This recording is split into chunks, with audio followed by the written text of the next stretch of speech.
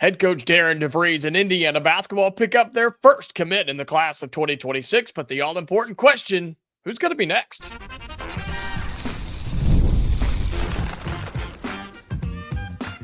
You are Locked On Hoosiers, your daily podcast on the Indiana Hoosiers. Part of the Locked On Podcast Network, your team every day. Welcome, and it is the Locked On Hoosiers podcast. I'm your man, Jacob Goins. I appreciate you being here, making this your first listen or your first watch every single day. We are part of the Locked On Podcast Network, which is your team every day. Today's episode of Locked On Hoosiers is brought to you by FanDuel. Right now, new customers can get $150 in bonus bets when your first $5 bet wins. Head to FanDuel.com to get started. Well, lots to go over on the Monday edition of Locked On Hoosiers as Indiana football picks up another commitment. That's right. This time a defensive back from the state of Georgia. Very excited about that. Plus some scheduling updates for basketball and for football, where the Hoosiers on the hardwood add an opponent and the Hoosiers on the gridiron lose an opponent. We'll talk about that in just a little bit as well. But in case you missed the news, over a late last week into the weekend, as Prince-Alexander Moody becomes the first verbal commit in the class of 2026 for head coach Darian Devries and Indiana basketball. Somebody that we have talked a ton about over the last several weeks. We did an episode over the weekend, early Saturday morning. If you missed it, it's a full deep dive into Prince-Alexander Moody, why I think this is a perfect first get for Darian Devries. He's going to fit the system well, and this dude is a stud, okay? And so this is exciting. It's a big first step for Darian Devries in his new era at Indiana basketball. And we've been waiting for the first one, right? It seemed like it's taken a little bit. You lost your first true recruiting battle, right, with Sammy Jackson picking VCU late last week or the middle of last week. But luckily, you had Prince-Alexander Moody to follow right in behind and clean up the mess. And you now are able to build around Prince-Alexander Moody, who, again, I think is going to climb the rankings, and I don't think the rankings accurately represent how good Prince-Alexander Moody is going to be. Just a quick reminder, 6'4", 180 pounds, the combo guard, one who will be playing point guard most likely at Indiana, and I think has every possibility to be a starter when he shows up in Bloomington as a class of 2026 recruit, okay? So you have him. And now the question becomes, all right, well, who's next? Who is Indiana going after now? Because they're not done. You're not going to have just one kid in this class. The question of how many will they get or what the number kind of looks like, we don't really know just yet in terms of what the volume of this 2026 class is going to be. I think there's a lot of factors there that are just kind of up in the air right now. But some names that I think that you need to be monitoring for this Indiana squad. Okay, Talon Kinney is one to keep an eye on. He's ranked number 11th in the class. We've talked about him previously. This is a guy who is still looking to make an Indiana visit. I know he's been going around a couple of places. He was supposed to be visiting Mark Pope in Kentucky. Right, so that's going to be one that you have to battle and win, right? Because of what Kentucky's been doing and what Mark Pope did in year one. And I think Talon Kinney is one of the most athletic guys in the top 25 of the class of 2026, but he's still trying to get a visit. Indiana's still trying to get him on a visit. So I think you should keep that one in mind. He's probably not next, but he's someone that I think you should still keep an eye out on. I also have Jordan Smith on my list of guys that you need to keep an eye out for. This is shooting for the stars now, folks. This is shooting high. He's a second-ranked player in the class. He is the second-ranked player in the country, but one that I think Indiana has made good strides with, one that Indiana has been in constant contact with, and one that the Hoosiers are dying to get on campus just one time. Just come check it out. Just come see what we have to offer, because you've seen it several times now. We're going to talk about this later on with football too. It's rare for kids to come on a visit and not at least highly consider Indiana. Not saying it's 100% that they pick us, right? Because that's not the truth. But when you come and visit here, people are blown away. The families are blown away. The kids are blown away. They do everything they can, talking about DeVries and his staff. They do everything they can to make this a destination place. And somebody like Jordan Smith, who's the second ranked player in all of high school basketball, yeah, you're going to have to do everything you can to convince this kid that this is a place he needs to be. But you are feeling good about him at the moment. And so put that one on the back burner, put it on simmer, and just let it sit back there for a little bit. And keep your eye on it. Don't walk away too long because it'll boil over. I'm telling you, Jordan Smith is a name that you need to remember, okay? One that you probably all know very, very well is Latrell Almond, a guy that's actually already visited Indiana, the one or a one where the Hoosiers have continued to have great communication, great support with as well. Ranked number 42 in the class. He was here just a few weeks ago. I say a few weeks ago, nearly a month ago now that we're almost into the month of July. But the word is that the visit went very, very well in early June. For Latrell Almond, top 40 player, top 50 player, really, ranked 42nd in the class. This is the guy who I have said is one of the most athletic ones in the class. He's just got a awesome skill set, top to bottom, can shoot, can finish, can defend, can run the floor. Latrell Almond is the entire package, okay? And one that I think is really, really considering Indiana and ranked in the top 50. This would be an awesome second get if you're the Hoosiers. And I think you're starting, when you start talking about Latrell Almond, I think he's one you have to really put on that list of who could possibly be next or who could realistically be next for Indiana in the class of 2026. So again, my list at the moment, Talon Kinney, Jordan Smith, Latrell Almond, and then a guy that picked up a scholarship offer just this weekend, one that kind of came out of nowhere for Indiana. His name is Aiden Derkack, okay? Aiden Derkack. Aiden Derkack. He's ranked number 48th in the class of 2026. One that just kind of showed up out of nowhere, but did pick up a scholarship offer this weekend from the Indiana staff. He's 6'5", 160 pounds, soaking wet. Okay, he's from Colonia, New Jersey, in the class of 2026. His brother actually played at Rutgers last year, transferred to play for Dayton this year, going to play for the Flyers over there. And this guy is really, really good. He's a 4-star shooting guard, plays like a guard. I mean, the basketball seems to always be in his hands. He's got good handles, good frame, good finishing ability, and he's not afraid to rise up and slam it on your head. And then he'll let you know about it too. I mean, this dude has offers from everywhere, and Indiana talked with him. He talked with Indiana, of course. They offered him a scholarship, and I think the Hoosiers have made very quick work here. I think this is somebody that has instantly become a threat to join this 2026 class. Aiden Derkack, one who is just, he's a menace on the floor, man. He's somebody that will communicate. He's someone that will talk. He's someone that will back it up.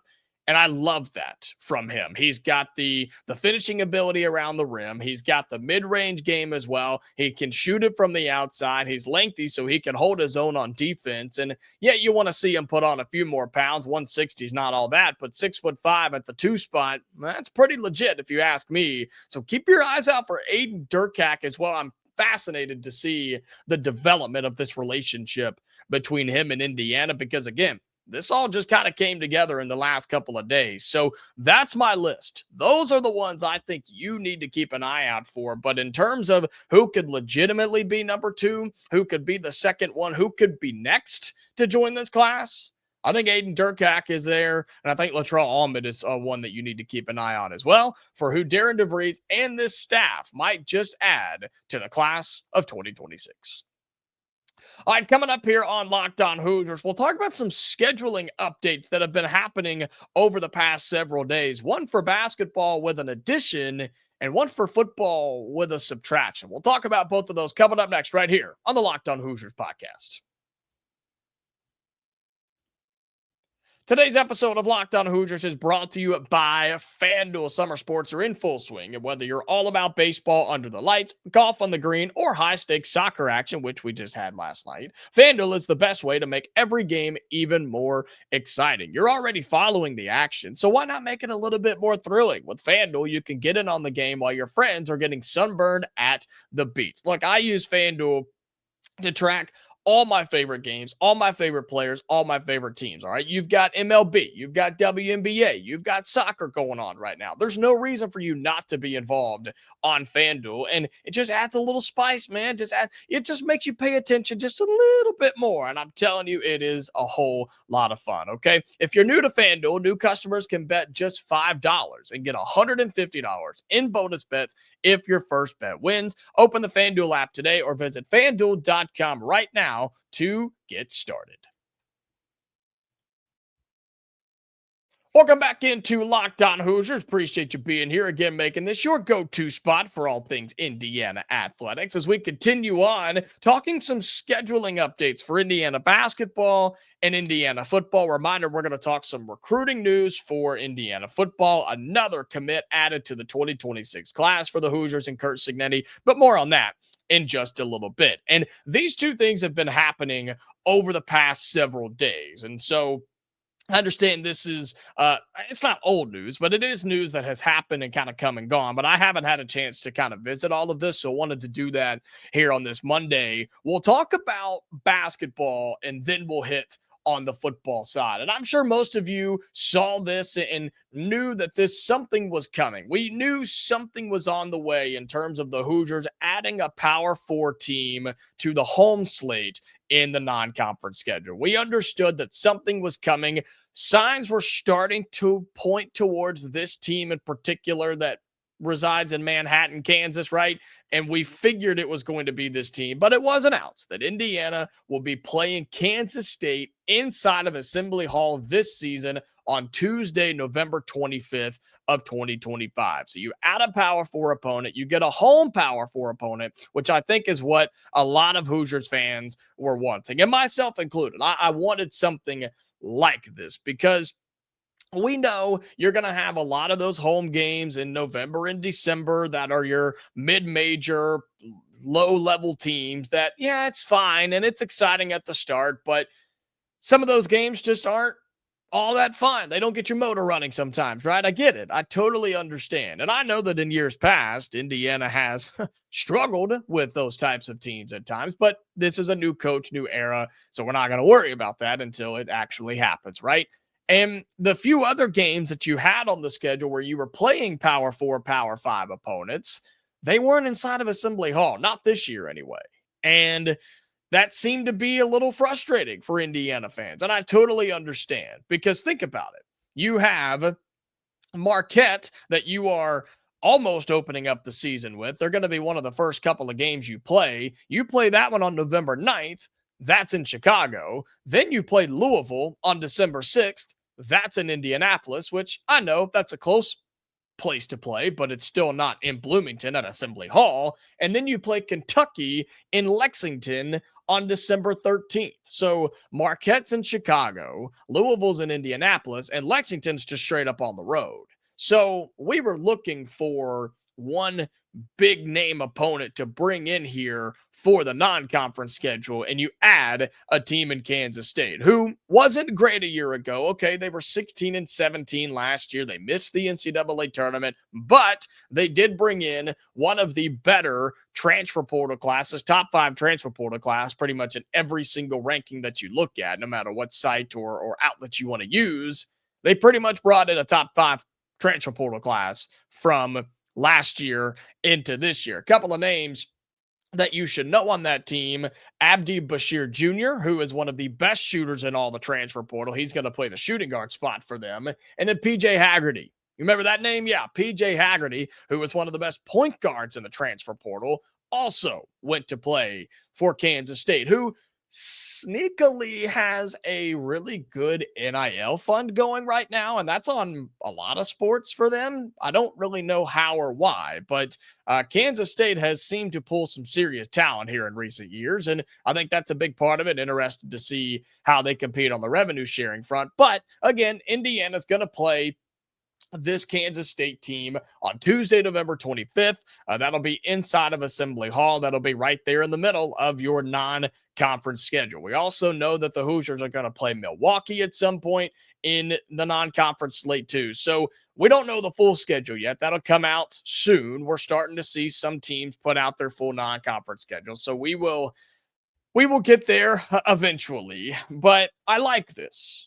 I like where this stands. I like where the non-conference slate is at the moment. I think it's a good starting point. I think it's a good test. It's a good slate of games for this new brand spanking new Indiana team with a new coach, new players, new staff, new everything. You're going to get tested. You will get tested in those 4 games against Marquette, Louisville, Kentucky, and now Kansas State thrown in there as well. You will find out exactly who you are when you play these games. I would say from easiest to hardest, you're looking at Kansas State as the easiest. Probably Marquette and then Louisville, but either those could probably be swapped around depending on how you feel about it. Kentucky's going to be the hardest one, and that's because the team that you're playing, yes, but that's also because you got to go to Lexington. You got to go to Rupp, which isn't a impossible place to win, but it is pretty dang hard, especially when they're going to have a really good team this year. I expect that Kentucky team to make a run to the Final Four. I mean, they're going to be good enough to do it. So I like where that's at. I do. So Indiana basketball adds Kansas State. You make an addition, a team that will be much improved this year, but you're going to get that one inside of Assembly Hall. You flip over to the football side with a scheduling update as basketball makes an addition. Football makes a subtraction, and it's a little weird. It's a little odd, but Indiana football, it was reported several days ago that they will not be playing Virginia anymore. It's a home deal that they made. It was supposed to be in 2027 and 2028. So a couple of years from now, yes. But Indiana is the one that decided to break this deal. The Hoosiers and the athletic department and the university are going to pay Virginia $500,000 to break this deal and say that it is no more. Okay. So $500,000 to get out of it. The Hoosiers then, this was also reported, that the Hoosiers are going to add Kennesaw State at home in 2027 to replace the Virginia game. That's already alongside UMass and Indiana State. And then you'll add some other games in 2028 as well. But you replace a home game against a Power 4 opponent in Virginia with Kennesaw State, a team that you're already playing this year, alongside Indiana State and UMass. And look, I'll be honest, I haven't done just a ton of digging into why this all went down, but I hate this idea. I hate this. This is such a bad idea moving forward for a team like Indiana or any other Power 4 conference team across college football. And I understand that there's a lot of uncertainty right now about scheduling for football and what you should do and how you should do it, because we don't know what conferences are going to look like. We don't know what the revenue sharing is going to look like. We don't know what the playoff is going to look like. We don't know. We don't know so much of this information. And I get that makes it scary and you don't want to overschedule or hurt yourself in any way and kind of branch out because you're just trying to tread the waters and see what's going to happen. And then we'll go from there. But man, I don't think running away from good teams is the way to do it. And I don't think Virginia is all this world beater of a football team, but at least it's P4. It's better than Kennesaw State. Man, look at the schedule we play this year. It sucks to start the season. You play back to back to back bad teams at home. That's the same thing you're going to do in 2027. I don't understand why you would want to do this. Playing bad teams in non-conference play doesn't get you anywhere. It doesn't do you any good. And I fear that could hurt us this year. I really do. And I just don't like this idea of scheduling bad teams in non-conference play to guarantee yourselves a win. I just don't like it. And if you were able to tune into the squad show last week, Spencer McLaughlin and I talked about of Locked On College Football and Locked On Ducks. We talked about this idea that we should have a built-in Power 4 opponent in non-conference schedule. Make it a rotator. Play another conference. The SEC and the Big Ten can make a deal. It could be a challenge, just like you see in basketball, and just put it on a rotator. We play an SEC team every single year. Either they come here or we go there. Whichever the case may be, I think that should be a home and home. So you play Arkansas, right? We'd go to Fayetteville this year. They come to Bloomington next year. Then you could play South Carolina. Then you could play Georgia. Then you could play Florida or whoever, right? That would make so much more sense. It would also give fans an opportunity to actually see a good game and would also give you a chance to build your playoff resume if you're one of these big-time teams. But instead, you're going to play UMass and Indiana State and Kennesaw because Virginia wasn't good enough, or you didn't want to play Virginia, or whatever the reason may be. Plus, you paid $500,000 to get out of it. I just don't like the idea. And there's so many other teams going this direction. We've seen a lot of SEC teams start to cancel their future non-conference games as well. But that's what we hope in the Big Ten, is for them to prepare for a ninth conference game down there in the Southeastern Conference. But, until they do it, they won't. So, until somebody forces them to do it, they're not going to do it. So either way, Indiana waxes Virginia off the schedule. That home and home is now gone. Indiana adds Kennesaw State to that schedule instead for the year of 2027. I don't like it, but it is what it is. They don't ask me my opinion before they make big decisions like that. So there you go. Indiana football takes off Virginia, and Indiana basketball adds Kansas State for this upcoming season. All right, coming up in our final segment on Locked On Hoosiers, a little bit of football recruiting news as Cignetti does it again, adds a defensive back from the state of Georgia. Why this is a big, big deal. We'll talk about that in our final segment here on Locked On Hoosiers.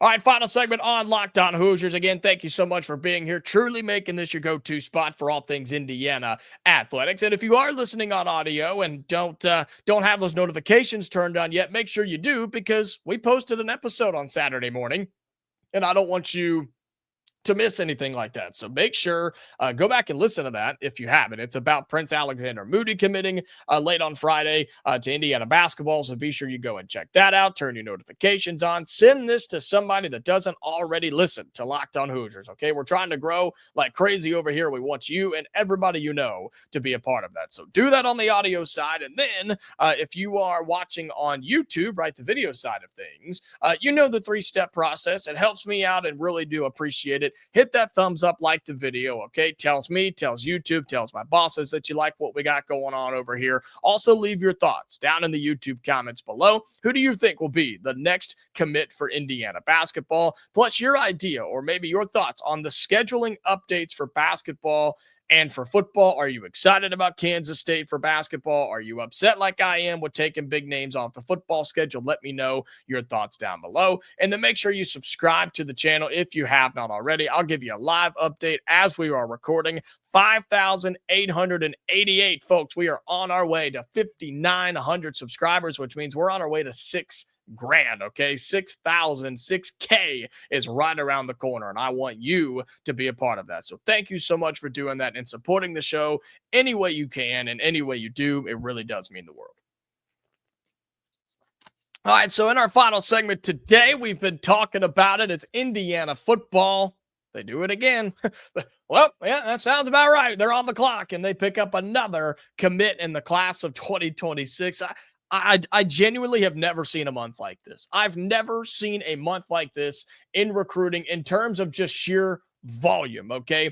And just sheer volume of picking up commits. I've never seen a team pick up this many players in this short amount of time. Indiana is now up to 19 commits in the class of 2026, still hanging around a top 30 ranked class. 32 is where 247 has us as of right now. After you pick up a 3-star defensive back from the state of Georgia in Jamar Owens. This kid's 6 foot tall, 170 pounds. He's a defensive back. He can play corner and safety, but he's ranked, or he's tagged as a safety And that seems to be what Indiana is recruiting him for as well. Again, 6 foot tall, 175 pounds, a 3-star. Yes, from the state of Georgia. That is correct, folks. He had offers from USC, Auburn, LSU, Oregon, and a ton more. This kid had like 25 or 30 offers in P4, and he chose to play for the Indiana Hoosiers. And this is another example of a guy who came on campus this past week.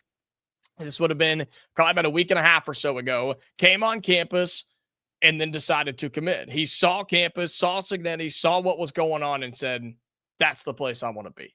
That's where I want to play at college. That's the place I want to be playing college football. And now you build another pipeline to the state of Georgia, to the South, right? Because you've got kids from Florida now. You have kids from Kentucky now, talking Midwest, getting down to the South. That's also I believe your second commit from the state of Georgia. It is because, of course, you also have Jarion Campbell, the running back from the state of Georgia, who's a 3-star in the class of 2026. And so you just stack up defensive talent on this side, man. I mean, it's wild to see just the talent that you have stacked on that side of the football, man. I mean, you just start breaking down what you have on this thing. I mean, you've got several dudes in the secondary now with Ron Dews from Florida. You have Casimir Hicks in there as well as a quarterback. I mean, you have some dudes on that side of the ball, and you turn on the film for Jamar Owens, and really just someone who plays sound defense. He just sticks with his guys. He never really gets beat all that much. And when he's able to get up and try and make a play, he's freakishly athletic. So he's just someone you want back there. He's someone you trust to be on an island. You trust him to be one-on-one. You trust him to move over and be the extra cover man that he needs to be, playing the safety position. He's a highly ranked guy, or highly regarded guy, I would say, and one that I think the Hoosiers, I don't think it's developmental. I think this is one you bring in and work on him for about a year and then expect him to be a man as a sophomore. You expect him to step in and probably make an instant impact, probably some young snaps as a freshman, and then maybe be the guy as a sophomore coming up in, what would that be, 2027, right? And so I like this guy. I like Jamar Owens a lot. I like what he's going to be adding to this defense, and I like what it adds to the class. Again, you're wrapping up the month of June with 19 total commits in the class. Most of those came in the month of June, okay? And so while it is another 3-star, I get it, but you're getting quality 3-stars, guys who can develop into more than that, guys who can become legitimate contributors on this team in a very short time, I think. And so you bring him in. Also, just to let you know, coming up tomorrow, that is Tuesday, July 1st. If you're watching this on the day that it comes out, keep an eye out for this too. Another 2026 recruit could be picking the Hoosiers. Remember Cameron McCaney, the defensive lineman that we talked about with our recruiting expert, Brian Smith? He makes his verbal commitment on July 1st. That is on Tuesday. That's tomorrow. Indiana could make another addition there, and I would almost loop that into the month of June since it's so dang close. And so keep your eyes out for that as well. If it happens, we'll talk about it here on the show. But Indiana football adds another in Jamar Owens, the 3-star safety from the state of Georgia. And you start building relationships in the South, man, things are going to really pick up for this football program moving forward. And it's just another addition to the class of 2026 for head coach Curt Signetti. All right, that's going to do it for today's episode of Locked On Hoosiers. Again, thank you so much for being here. Really, really do appreciate you and all of your support as we are wrapping up the month of June. It's been a good one, so thank you so much for that. Excited for what the month of July will bring, and then football season's here in the month of August, okay? We are back tomorrow, Hoosier fans, so until then, stay safe, and I'll talk to you later.